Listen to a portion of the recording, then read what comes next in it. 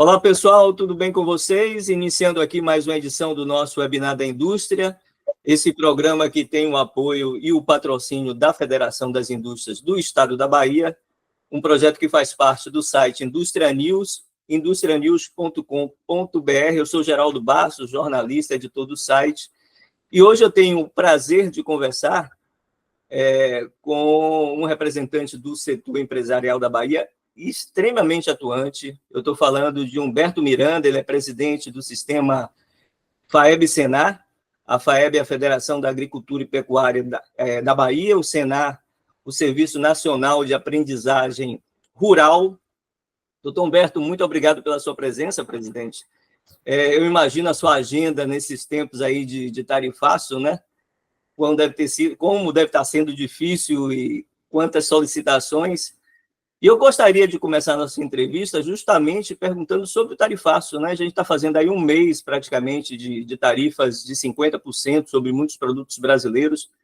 Qual é a avaliação que o senhor faz aí dessas tarifas, o quanto impactou o setor, como vocês têm trabalhado para tentar reverter esse momento aí, essa situação? Bom, primeiro, bom dia aí, Geraldo, uma satisfação estar aqui com vocês. Obrigado pelo convite, muito bacana a gente poder conversar com outros setores importantes da economia do nosso estado, com a indústria, com o comércio, com serviços. Eu digo que os setores, eles são interdependentes um do outro, a gente precisa realmente estar dialogando e ainda bem que a gente tem uma relação muito boa aí com os outros setores, especial aí com o presidente Carlos Henrique aí da FIEB. Mas indo direto para a sua pergunta, um momento de muita insegurança ainda, Geraldo. As coisas vêm se acomodando, né? O setor agropecuário no Brasil, em alguns estados, foi bastante atingido, né? Principalmente o setor de carne, café, e frutas. Aqui na Bahia, um pouco menos, né? 6% do que a gente exporta do setor é para os Estados Unidos.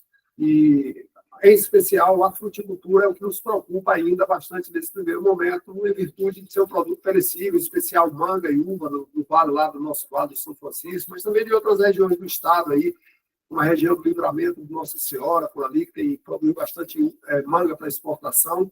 Então, o setor inicialmente muito afetado, não é, com essa questão do tarifácio, o produto, como eu disse, perecível, não tem muito tempo de prateleira, você não tem como abrir outros mercados assim tão rapidamente, já que foi uma decisão muito súbita dessa relação Brasil-Estados Unidos, que é uma coisa que preocupa. São duas economias, principalmente do ponto de vista agropecuário, importantíssimas, dois grandes exportadores de alimentos, não apenas entre si, mas para o mundo, né? Tanto o Brasil quanto os Estados Unidos ocupam os principais mercados internacionais aí, de carne, de suco, de soja, de grãos, outros de algodão. Então, enfim, isso preocupa bastante. A gente espera que os governos tentem, nesse momento, de criar pontes, né, de uma abertura diplomática, de sentar à mesma mesa e construir uma solução econômica que seja boa para os dois países, porque, como disse, a economia precisa andar, é importante para os Estados Unidos, os nossos produtos, mas ainda para o Brasil, que é uma economia ainda em desenvolvimento, e qualquer questionamento de tarifaço, de qualquer impedimento de comercialização impacta diretamente no emprego, renda, na economia, na inflação. Então, são uma série de consequências que tem com ações como essa, que a princípio a gente imagina que é só não colocar o produto lá no país que é comprador, mas não. Isso tem alguns reflexos na sociedade como um todo, e esse reflexo é transversal a todos os setores da sociedade. Presidente, chamou muita atenção na época do tarifaço, antes até de entrar em vigor, a questão da manga lá no Vale do São Francisco, né? O senhor tem atualização de como é que ficou essa questão lá? Como é que o setor, né, acabou resolvendo isso, ou está resolvendo, ou tentando resolver? Está tentando resolver, né? Porque está ainda, como você falou, pelo mês, isso aí, está. E a manga, coincidentemente, nós estamos no período da colheita, porque se estivéssemos aí há 6 meses da colheita, ou no ano anterior, pós-colheita, dava tempo de você criar soluções paralelas de tentar ocupar outros mercados e colocar manga. Mas começou exatamente no período da colheita da manga. Nós estamos agora, início de setembro, no pico da colheita da manga. O que é que tem acontecido? Os empresários têm tentado colocar aqui no mercado interno, não apenas na Bahia, mas do Brasil, não é? E tentado, naturalmente, ocupar outros mercados de menor porte a nível do exterior. A gente, como setor, e aí também respondendo um pouco da sua pergunta anterior, o que é que a federação tem feito? Primeiro, a gente tem conversado muito com os empresários e com as instâncias de governo, principalmente a nível nacional, né, que é onde tem a relação diplomática mais próxima para construir uma solução. E essa semana tem um enviado nosso da CNA, da Confederação Nacional da Agricultura, para um grupo de empresários, que é a SUEM, está lá representando o Brasil, em especial representando os interesses dos produtores rurais brasileiros nessa missão, para conversar com os empresários, para ver uma pressão não apenas daqui para lá, mas também uma pressão interna dos empresários americanos, por alguns motivos. Primeiro, porque esses produtos que nós fomos defender inicialmente lá são produtos que não concorrem com os Estados Unidos. Por exemplo, a manga, a uva, o café, os derivados de cacau, falando mais dos produtos da Bahia, são produtos que não têm alta produção nos Estados Unidos, ou até nem existe a produção, como é o caso do cacau. Então, a gente não gera uma concorrência ou retirar o emprego, como é a preocupação do presidente dos Estados Unidos, a gente está retirando o emprego dos americanos. Então, é um produto que ocupa mercado lá sem concorrer internamente com os produtos de lá. E, naturalmente, aí já a nível de Brasil, a questão da carne, que aí é uma questão maior, já que os Estados Unidos é um dos maiores produtores de carne do mundo, juntamente com o Brasil e a Austrália, são os 3 maiores produtores e exportadores de carne. Aí sim tem que ter uma construção um pouco maior, mas lembrar que nós temos grandes frigoríficos brasileiros, tem base nos Estados Unidos, né, ligado? Tem base nos Estados Unidos, e talvez este aí seja um caminho de negociação para tentar criar uma solução para essa questão da carne especial, mas aí volto a dizer, não afeta diretamente a gente aqui na Bahia. Mas nós temos essa semana, durante esses dias aí nos Estados Unidos, uma pessoa representando o setor agropecuário, que vai estar tentando construir saídas para os produtos brasileiros, em especial no nosso país. Internamente, está havendo diálogo com o governo do Estado. Eu lhe pergunto isso porque o governador Jerônimo Rodrigues esteve umas 2 ou 3 vezes na FIEB justamente tratando desse assunto, né? E eu não sei se vocês participaram dessas reuniões ou fizeram outras em paralelo. Tem alguma reivindicação específica que o setor acabou fazendo ao governo? Nós acabamos focando, Geraldo, as nossas solicitações a nível nacional, via CNA, em especial com o ponto de referência do governo federal, que é o vice-presidente Geraldo Alckmin. Aqui na Bahia, nós não fomos convidados diretamente pelo governo do Estado em nenhum momento para participar de nenhuma reunião para construir saídas para isso. Tivemos um convite aí, vou fazer esse registro, do nosso presidente aí da FIEB, né, do Carlos Henrique, que nos convidou a determinado momento para uma reunião, mas muito subitamente a gente estava viajando para o interior, não podemos ficar para a reunião. Então, o nosso diálogo, do ponto de vista governamental, tem sido sempre nacional, representado pela CNA e por os nossos assessores técnicos, inclusive com o exemplo que eu dei agora de estar uma pessoa nos Estados Unidos, já nesse momento lá, tentando negociar com os empresários americanos saídas para os produtos brasileiros. Como é que o senhor tem avaliado aí a atuação do governo brasileiro, o ministro Geraldo Alckmin, o próprio presidente Lula, né, em todo esse episódio aí com o governo americano? Qual é a avaliação do senhor? Bom, eu dividiria em duas partes, né? Tem a parte política, né, que é uma parte que houve uma guerra de narrativas, que eu acho que ninguém ganha com isso, né?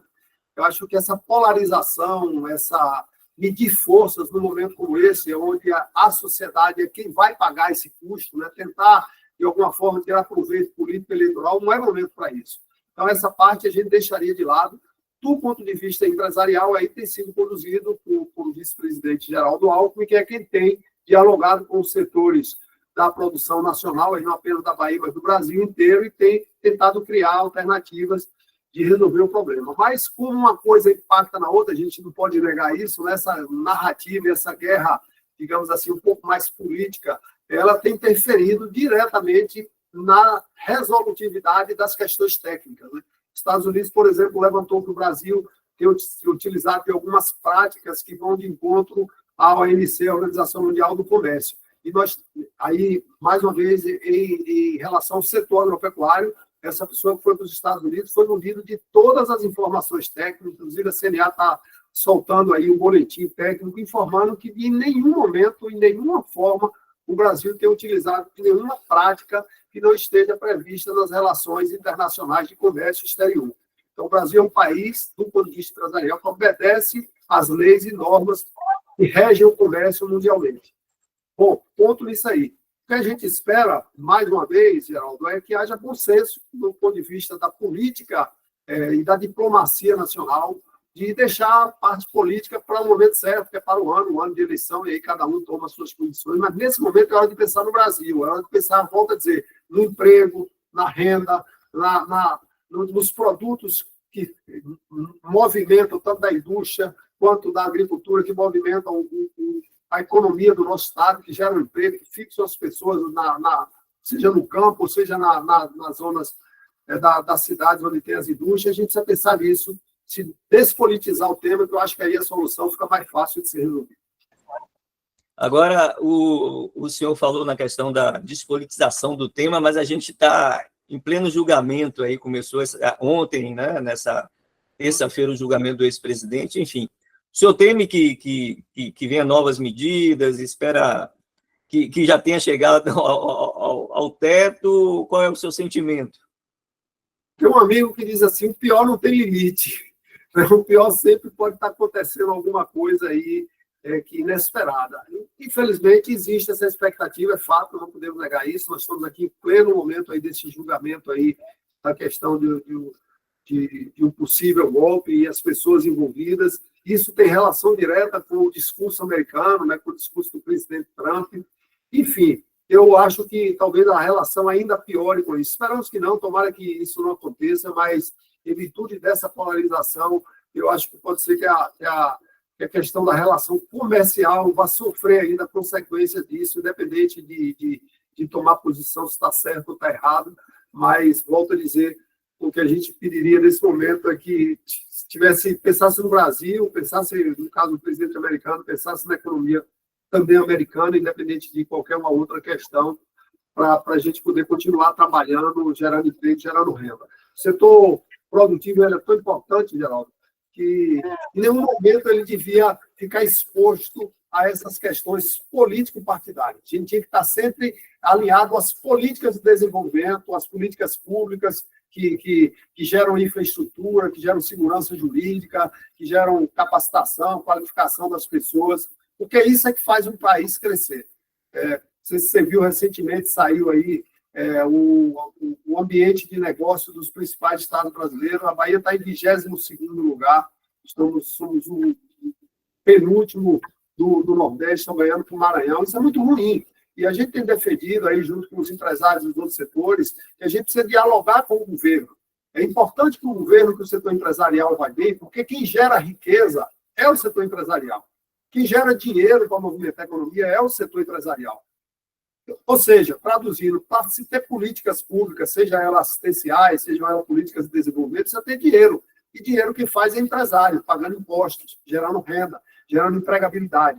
Então, é importante que os governos entendam isso, que até para fazer essas benesses nos programas sociais, é preciso que o empresariado vá bem, que o empresariado esteja gerando riqueza e que a economia baiana esteja crescendo. Nós temos alguns números, nós fomos a 4ª economia do Brasil, hoje nós somos a 7ª.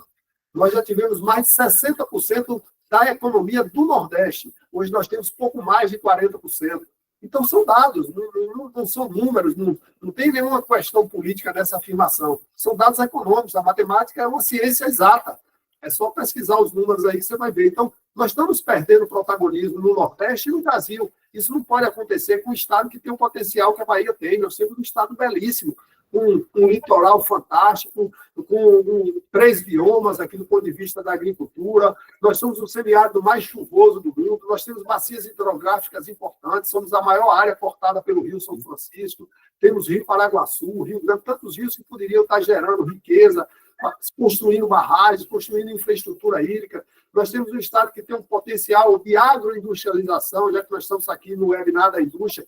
Nós temos um potencial para agroindustrialização fantástico. Produzimos um dos melhores algodões do mundo, somos um dos maiores produtores de algodão do Brasil. Nosso algodão tem a fibra de melhor qualidade do Brasil, uma das melhores do mundo. Esse algodão vai todo embora e depois volta em camisa, num terno italiano, ou num terno com qualquer uma outra marca, para a gente comprar aqui a preços altíssimos. E aí vai para os outros produtos, vai para a soja que a gente exporta, vai para as frutas que a gente vende o suco para os Estados Unidos, para que ele lá faça a diluição, depois coloque nos mercados europeus o nosso suco que sai do Brasil. A Alemanha é o maior vendedor de café do mundo. Boa parte desse café sai da Colômbia, sai do Brasil, que a gente vende o nosso café lá e colocado nas cápsulas, e a Alemanha vira o maior exportador de café do mundo. Então, essa questão da agroindustrialização é um potencial fantástico que nós temos, e a gente precisa disso. E, para isso, a gente precisa de apoio das políticas públicas, porque, pelo menos, as políticas públicas não nos atrapalhem.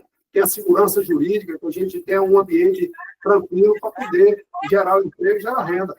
E aí falei dos grandes negócios, mas é também um potencial maior, Geraldo, que a gente tem aqui nos pequenos negócios, porque tem mais de 700 mil produtores que produzem frutas, que produzem grãos, que produzem leite, e a gente tem um potencial de agroindustrialização na pequena indústria, talvez maior ainda do que nas grandes indústrias, pela diversidade que ela é maior nos pequenos negócios. E os governos, e em especial da Bahia, fala muito na agricultura familiar, que para a gente a agricultura é uma só, pequeno, médio e grande, todos são agricultores e precisam de políticas públicas, de infraestrutura, de ciência, de tecnologia para desenvolver o setor. Eu acho que é esse o papel que a gente, como empresário, nós que defendemos os setores aí transversalmente, temos que pressionar as políticas públicas no bom sentido, de que nós sejamos ouvidos, não é? Porque somos nós que conhecemos os problemas setoriais. Somos nós que precisamos sentar à mesa para aplicar de uma forma mais exitosa o recurso público e que ele possa se transformar em benefício para a sociedade e, consequentemente, em impostos novamente para o governo. Deixa eu dar só um testemunho, presidente. Eu estive há algum tempo atrás, em junho, julho, no extremo sul da Bahia, visitando as unidades da Suzano e da Veracel, né? E é um setor que conversa a indústria e a silvicultura ali, né? Então, o que aquelas duas empresas fizeram ali naquela região, fazem, na verdade, né, em geração de empregos, né, enfim, desenvolvimento social, isso é fantástico, é muito bacana isso, é sempre bom enfatizar esses bons exemplos, né? Falando nisso, eu queria que o senhor fizesse um pequeno balanço de como é que está o setor nesse momento hoje na Bahia, né? Estamos aí em setembro, né, chegando em setembro, qual é a avaliação do senhor? Tirando a questão do tarifaço, né? Vem crescendo o setor, como é que o senhor avalia? A Bahia vem passando, do ponto de vista da agropecuária, Geraldo, anos bons, né? Porque nós temos nossa agropecuária, ela quase toda ela é de sequeiro, vamos dizer assim, ela é uma indústria a céu aberto, ela depende do clima.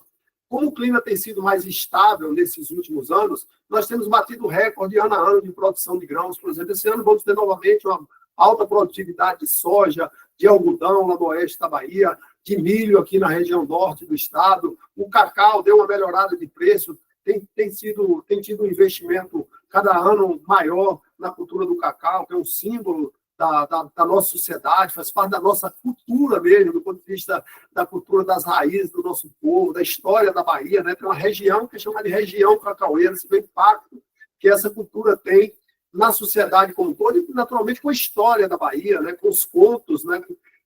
Dos nossos escritores, das novelas que passam e falam da história do cacau. Então, todas essas culturas têm andado, o café da Bahia, a Bahia se tornou um grande produtor de café conilon, no extremo sul da Bahia, aqui na região da Chapada Diamantina, com cafés de qualidade. A Bahia hoje produz vinhos, né, não apenas no Vale do São Francisco, mas na Chapada Diamantina, Mucugê, Morro do Chapéu. Então, tudo isso tem sido, essa verticalização que tem acontecido em alguns setores, tem gerado oportunidade, tem melhorado as cidades, e o setor vai bem. O setor vai bem, apesar de todos os problemas, o setor vai bem. Estamos tendo um problema de seca pontual em alguns municípios mais aqui do semiárido, mas que não chega a impactar a economia do estado como um todo. Então, nós temos tido anos bastante estáveis e, com isso, a produção agropecuária vem crescendo, vem se desenvolvendo. À toa que a gente tem aí pouco mais de quase um quarto do PIB do setor agropecuário. A Bahia, que tem uma indústria forte, temos polo petroquímico, mais da metade das exportações da Bahia são do setor agropecuário, já chegou a bater 56% de tudo que é exportado da Bahia, são as commodities, principalmente, que a gente consegue botar nos mercados internacionais. Então, apesar de todos esses problemas, apesar de insegurança no campo, que é um problema grave que a gente tem aqui na Bahia, a gente precisa botar um ponto final nessa questão de invasão de terras, acabar com isso, virar essa página. Se tem alguém precisando de terra, vamos comprar terra, compra terra, paga o empresário com preço justo e vamos assentar as famílias que precisam de terra, mas não só assentar, vamos dar a eles infraestrutura, vamos dar a eles conhecimento, assistência técnica, tecnologia, para que eles possam viver naquela terra com qualidade e não depois ter que vender essa terra para voltar e ir embora, migrar para a periferia da cidade. Então, são algumas reflexões que a gente vem fazendo, Geraldo. Eu tenho dito, independente de qualquer questão, que o setor agropecuário tem uma importância muito grande num novo momento do Brasil que a Bahia precisa viver, que é o momento da descentralização das economias. A gente precisa desinchar os grandes centros. A gente não pode estar focando todos os investimentos, sejam públicos ou privados, nos grandes centros, na periferia de Salvador, de Feira de Santana, Vitória da Conquista, Itabuna, porque isso, em determinado momento, gera o caos social que a gente está vendo. Somos um dos estados mais violentos do Brasil. Você chega na periferia da cidade, mais da metade das pessoas não tem esgotamento sanitário. Isso é consequência de centralização dos investimentos. O governo fala de fome, que ainda tem pessoas passando fome. Onde você vê fome hoje é na periferia das grandes cidades. Onde você vê gente dormindo embaixo de marquise é na periferia das grandes cidades, é nos bairros pobres aqui de Salvador, das grandes cidades. Você chega nas pequenas cidades, você não vê ninguém pedindo, você não vê ninguém dormindo na rua, porque lá está mais fácil das pessoas chegarem próximo do emprego, ou os programas sociais que existem, que são válidos em determinadas situações, resolvem os pequenos problemas da sociedade. Então, é dessa forma que a gente precisa sentar à mesa para discutir essa descentralização. O que é que precisa para descentralizar os recursos? Para a gente ter mais indústria no interior, para a gente ter mais serviços, para a gente ter mais infraestrutura, que vai desde conectividade à estrada, mas vai na infraestrutura básica de educação, de saúde, que são fundamentais para as pessoas viverem bem no interior. Então, eu defendo muito isso, até porque sou do interior, sou filho do interior, de cidade pequena, entendo a importância que as pequenas cidades têm uma economia equilibrada, uma sociedade equilibrada, entendeu? Onde as pessoas procurem realizar os seus sonhos, produzir, gerar o seu emprego, às vezes num lugar onde nasceu, numa condição menor, mas essa condição menor de fixar essas pessoas acabam desobstruindo esse caos social todo que a gente vive, que vai ter um engarrafamento, a violência, a droga, a prostituição e tantas outras sequelas que a gente sabe que estão extremamente concentradas nas grandes cidades. Muito boa reflexão, presidente. Eu estou conversando com Humberto Miranda, presidente do sistema FAEB-Senar. O senhor falou nessa questão das invasões de terra. Quando eu estive nessa viagem lá ao Extremo Sul, eu lembrei, inclusive, da sua participação lá numa audiência pública na Câmara dos Deputados em Brasília, né, que falou justamente sobre essa questão das invasões de terra. E eu fiz essa pergunta a Caio Zanardo, presidente da Veracel, né, e ele reafirmou a preocupação, reafirmou que isso é uma questão que impacta no negócio, sim, né, que é uma preocupação no setor. A Suzano também se preocupa com isso. Enfim, aquela região do Extremo Sul é problemática nesse aspecto, né, presidente? E é uma pena, Geraldo. Nós temos ali, talvez aí falo um pouco mais do ponto de vista do meu setor, mas sei que é transversal aos outros setores. Ali nós temos talvez a economia mais sustentável do Estado, pela diversidade que tem ali. Primeiro, ali nós temos uma das BRs mais importantes que cortam ali, nós temos alguns aeroportos ali que movimentam. Eu costumo dizer que o mundo passa ali no Extremo Sul, né? Todo mundo que vem a passeio aqui na questão do turismo da Bahia passa ali no Extremo Sul. Aí nós temos ali indústrias importantes ali, você citou algumas aí. Aí nós temos um setor agropecuário extremamente produtivo, com a diversidade de cultura, que tem de pimenta do reino à floresta. Nós temos alguns dos maiores rebanhos de pecuárias lá no Extremo Sul. Ali a gente tem uma fruticultura forte, ali tem o café que é forte. Ali nós temos um comércio forte. Você chega em cidades importantes ali, como Eunápolis, como Teixeira de Freitas, e você vê um comércio pujante de tudo que você precisar tem ali. Então, nós temos uma economia ali extremamente diversificada, forte. Nós temos serviço ali, serviço de saúde, serviço de educação, muito bem estruturados ali na região. Então, é uma região que tem uma infraestrutura muito equilibrada, muito sustentável, e eu reputo ali, talvez uma das regiões assim que tenha esse equilíbrio econômico-social mais bem estruturado da Bahia, seja ali no Extremo Sul. Mas, infelizmente, a gente tem essa questão das invasões de terra, que é uma coisa que começa no campo, mas atinge toda a sociedade. Dito isso, falei lá em Brasília, sempre lá quando estou no Extremo Sul. Porque quando índios ou supostos índios fecham uma BR-101, ele atinge todo mundo. Ele atrapalha o comércio, ele atrapalha o serviço, porque quem ia para o médico, para a faculdade, para a escola, não pode passar. Ele atrapalha o produtor que ia para a sua fazenda produzir, gerar emprego, gerar renda, ele não consegue fazer. Então, esse tipo de segurança precisa virar essa página. Se os índios precisam necessariamente de terra, vamos ver qual o tamanho necessário, baseado na população indígena que existe hoje. A gente não pode olhar para trás e voltar para 1500 e saber qual a área indígena que tinha em 1500. Isso não é moderno. Em 1500 não existia Salvador, tinha índio em Salvador, tinha índio em Teixeira de Freitas e em outros lugares. Hoje tem uma cidade, a gente vai arrancar a cidade para voltar ao status anterior. Não temos como fazer isso, a gente tem que estar no chão, ser realista, deixar de jogar para a torcida, falar o que as pessoas querem ouvir, para falar o que o mundo real nos impõe. E o que o mundo real nos impõe é que a gente tem que encarar as coisas como ela é hoje. Nós estamos em 2025, século XXI, época da tecnologia, da informação. A gente precisa respeitar as origens, a tradição indígena e dar a eles a terra necessária para que eles vivam com dignidade, ter acesso à saúde. O índio também não quer viver mais dentro do mato tomando chá só, não. Ele quer adoecer, precisar de uma cirurgia, tem um médico ali de uma cidade próxima para lhe atender, fazer a cirurgia, e ele voltar para a sua aldeia indígena com saúde, para poder continuar criando seus filhos, na sua cultura, na sua língua, com todos os seus valores que ele cultivou a vida inteira. Isso precisa, o Estado brasileiro precisa reconhecer e fazer isso pelos povos indígenas. Mas, em compensação, a gente precisa virar essa página e dizer, pô, daqui para cá é terra indígena, nós vamos dar todos os direitos, todos os deveres, toda a proteção que o indígena precisa, e eu sou 100% favorável a isso.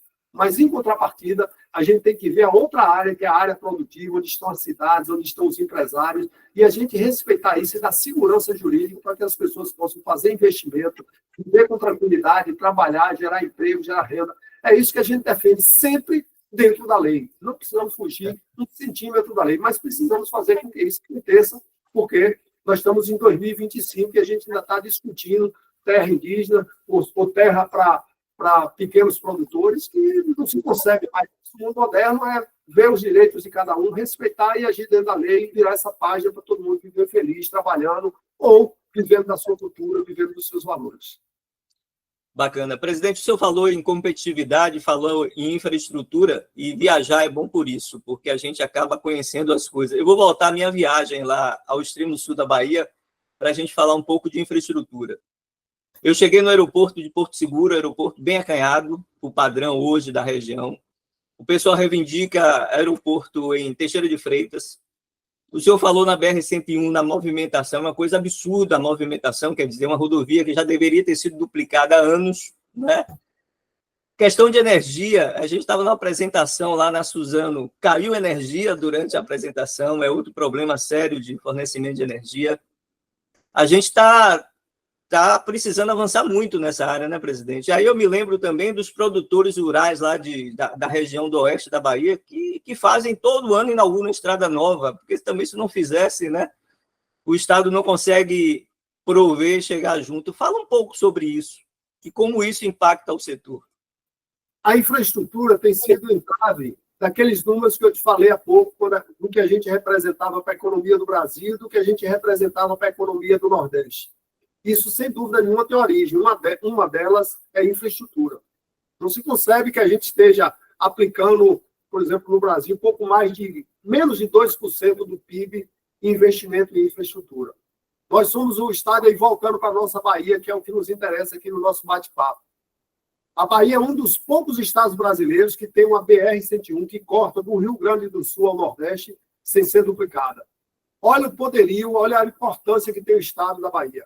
E olha que nós tivemos, nos últimos 20 anos, aí, praticamente todo esse tempo, alinhado com o governo estadual, com o governo federal, das mesmas cores partidárias, e a gente não conseguiu duplicar a BR-101. Vamos para a energia elétrica. Você falou de cair energia elétrica no extremo sul, cabe no oeste da Bahia, onde às vezes a gente não tem a tal da indústria fabril de fazer a tecelagem, porque não tem capacidade energética em muitos municípios. Mas vou descer mais ainda, Geraldo. Você vai aqui no semiárido, com um pequeno produtor que tem o apoio governamental para tomar o recurso do Pronaf, etc. Mas se ele quiser comprar uma bomba de 1 CV para colocar num poço ali para molhar 1 hectare, ele não tem energia suficiente, porque a energia que ele tem lá é a energia daquele programa, parece que Luz para Todos, onde é a energia monofásica que só dá para ligar a televisão, a geladeira e tomar banho. Ou seja, não tem energia para produção. Como é que você quer fixar uma família no campo, que ele vai ter uma conta agora de energia para pagar no final do mês? Você não consegue trabalhar para produzir renda para isso. Então, essa infraestrutura que é completamente do século passado, a gente ainda está aqui na Bahia em muitos lugares. E aí vou falar de uma coisa mais moderna. A gente prega aí os discursos, tanto dos políticos, às vezes até dos empresários, de igualdade, oportunidades para todos, discurso muito bacana. Mas a gente não consegue promover esse acesso a uma educação de qualidade, por exemplo. A Bahia precisava priorizar os cursos técnicos. Você chega num país como a Alemanha, mais de 70% dos jovens saem do segundo grau com uma formação técnica, ou seja, ele já sai ali pronto para o mercado de trabalho. Se ele quiser continuar estudando e fazer atingir o nível superior, ótimo, mas se não, ele já sai dali com empregabilidade. A gente tem estruturas físicas, eu já escrevi outro dia no Jornal de Circulação de Salvador, Geraldo, as estruturas físicas dos nossos IFES, das nossas escolas técnicas, são espetaculares, não fica devendo nada aos países mais desenvolvidos do mundo. Mas, em compensação, o conteúdo não existe. Então, não adianta a estrutura física ser um conteúdo formativo que forme e qualifique as pessoas para as profissões que nós precisamos. E, mais uma vez, você chega no interior hoje, você precisa de coisas básicas, você precisa de um eletricista. Tem oportunidade de emprego para um eletricista no interior, de carpinteiro, de mecanização de máquinas digitais, de informática. E você, às vezes, não tem esses técnicos formados, ou seja, nós temos a necessidade do emprego, nós precisamos do profissional e não temos isso. Isso é infraestrutura de educação que nós não provemos à nossa sociedade. E tem uma coisa muito básica aí quando a gente fala em oportunidade, que é a questão da conectividade. Conectividade, se bem usada, ela é um dos grandes promotores hoje de promoção de oportunidades iguais para todos. Porque com a internet, com conectividade, você leva saúde de qualidade para o povo. Por exemplo, aí, para dar um exemplo do trabalho da federação, nós estamos fazendo telemedicina hoje para quase 5 mil pequenos produtores que são atendidos nos nossos programas, Geraldo. Sabe quem é o parceiro que atende esses pequenos produtores aqui direto da sua fazenda, com um agente comunitário de saúde que nós colocamos, um enfermeiro para atender, para fazer a saúde preventiva dessas famílias? O Hospital Einstein, em São Paulo. Então, o cara tem o privilégio de estar aqui numa roça. Aí vai um técnico, pega o telefone, liga para o Einstein em São Paulo e marca amanhã, 10 horas da manhã, uma consulta com um cardiologista para você ser atendido. Isso é a conectividade que promove esse acesso. Nós acabamos de lançar agora pela federação também um programa de inteligência artificial, onde nós estamos fazendo assistência técnica agora para quase 4 mil pequenos produtores com inteligência artificial, por WhatsApp. O produtor está lá, tem um problema lá numa vaca e ele... Com áudio mesmo, ele fala aqui, ó, minha vaca está com isso, está com aquilo, precisa de informação. A inteligência responde o que é possível, o que não é possível, ela encaminha para o médico veterinário do sistema FAEB-Senar para ir atender ele. Então, a conectividade, você pode levar educação de qualidade para as pessoas, você pode promover acesso à saúde e você pode promover acesso ao emprego, onde as pessoas estão morando no interior, mas se qualificando ali para ter acesso a esses empregos que são gerados hoje de uma forma mais qualificada. Tinha um ditado... E eu que sou do interior e da roça, Geraldo, ouvi muito que os pais diziam antigamente aos filhos: estude, se qualifique, senão você volta para a roça. Ou seja, porque a roça era um lugar de pessoas que não estudavam, que não tinham o conhecimento, que não tinham sabedoria. Hoje é exatamente o contrário. Estude, se qualifique, se especialize para você poder voltar para o campo. Porque o campo é um lugar exatamente de ciência, de tecnologia, de conhecimento, para que você consiga produzir bem, que você consiga gerar... retorno econômico para a sua atividade. Isso só se faz com esse investimento em infraestrutura que a gente tanto falou aqui. Então, resumidamente, o que você viu no Extremo Sul é um espelho da nossa Bahia. Infelizmente, é um lugar que é esse semiárido baiano, que tem ainda uma deficiência em várias dessas infraestruturas que eu acabei citando aqui, e a gente precisa resolver isso urgentemente. De novo, dito nos ambientes onde nós estamos como empresários, que a gente precisa deixar, e aí...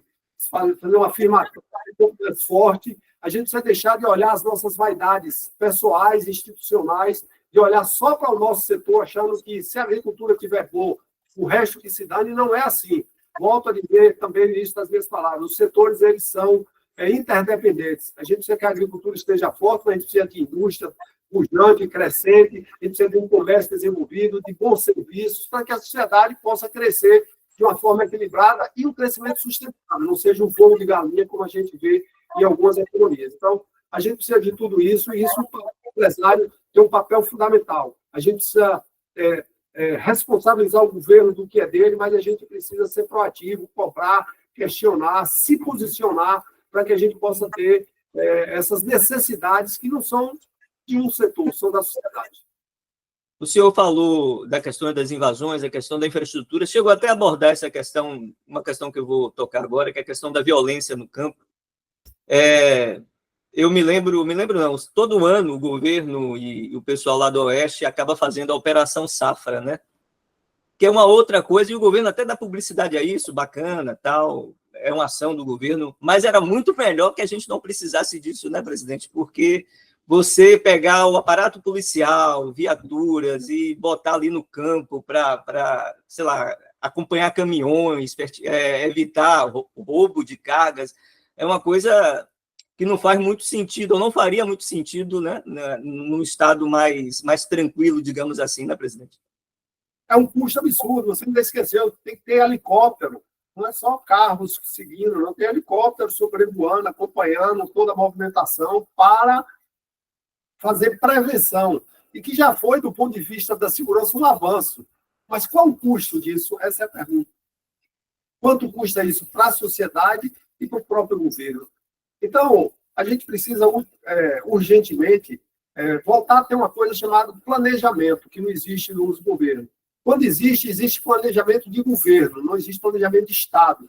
Planejamento de Estado é uma coisa maior, é uma coisa transversal, é uma coisa atemporal, que não fica nos meus 4 anos de governo que eu estou governando aqui. Ele fica para a instituição que eu estou ou para a sociedade quando é uma política pública. A gente precisa voltar a fazer planejamento e entender que se a gente investir em educação, em infraestrutura, em saúde, em descentralização da economia, e também em segurança, vamos dizer assim, acabar com a impunidade que está aí, né? O cara hoje é preso e tem uma audiência de custódia que no outro dia ele está solto. E aí, em contrapartida, quando fica preso, ainda recebe uma bolsa para que a família tenha toda a sustentabilidade. Então, são coisas que a gente precisa discutir. Eu não sou contra nem a favor a nada, mas eu sou aberto a sentar na mesa para, num determinado momento, botar o meu posicionamento e fazer os questionamentos necessários. Por exemplo, uma coisa que muita gente não tem coragem de dizer é a questão dos programas sociais. Todo mundo, para fazer um discurso cômodo, um discurso, vamos dizer assim, que gera engajamento, todo mundo é a favor.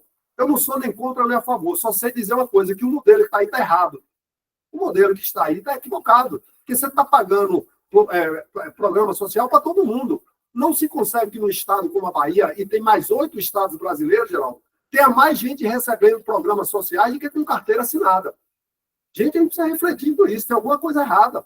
A gente não pode comemorar isso de ser o estado brasileiro que tem mais programas sociais.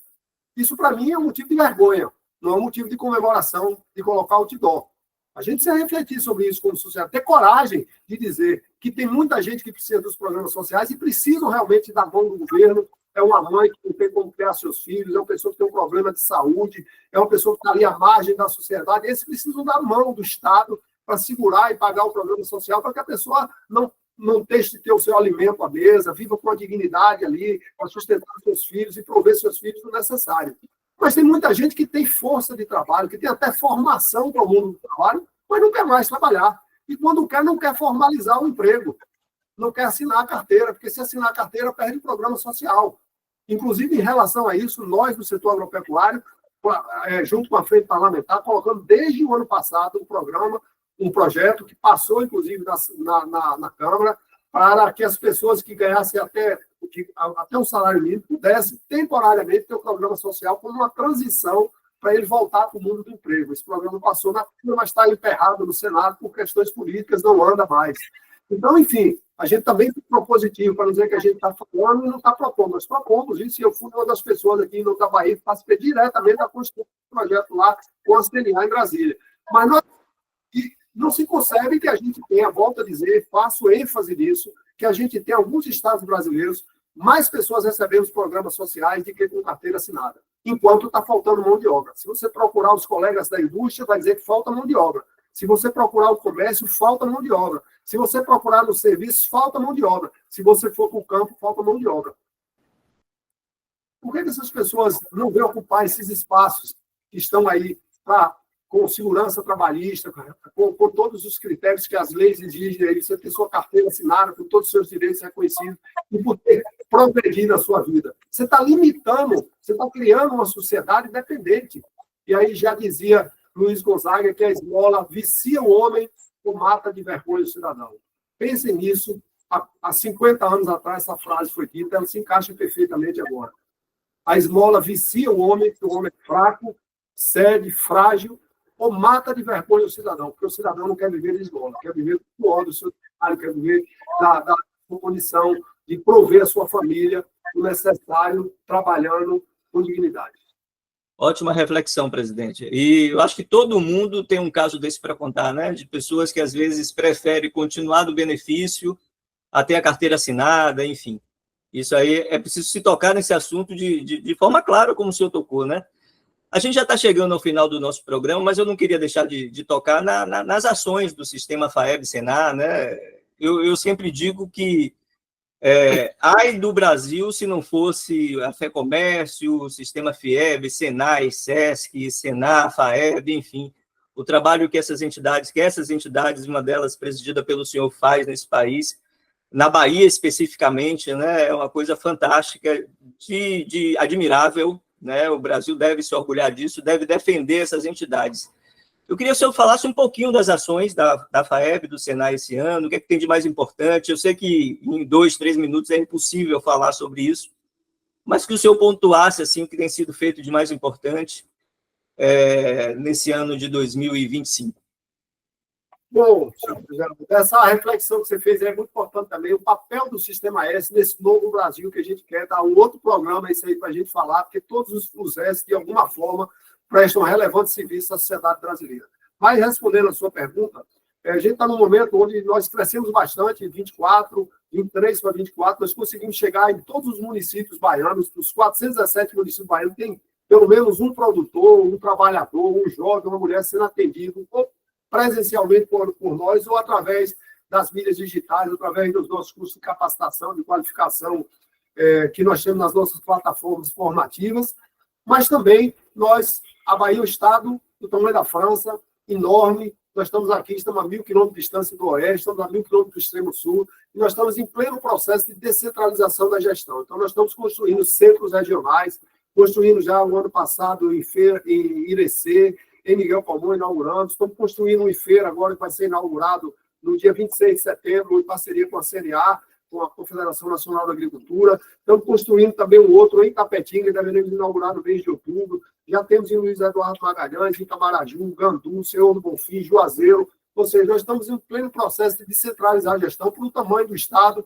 E eu costumo dizer até aos meus colegas aí da indústria, do comércio, Celso e Carlos, quando eles me chamam, até almoço hoje aqui, eu não posso, porque eu estou no interior, eu digo, a diferença minha para vocês é que o cliente de vocês está mais aqui, o meu está no interior.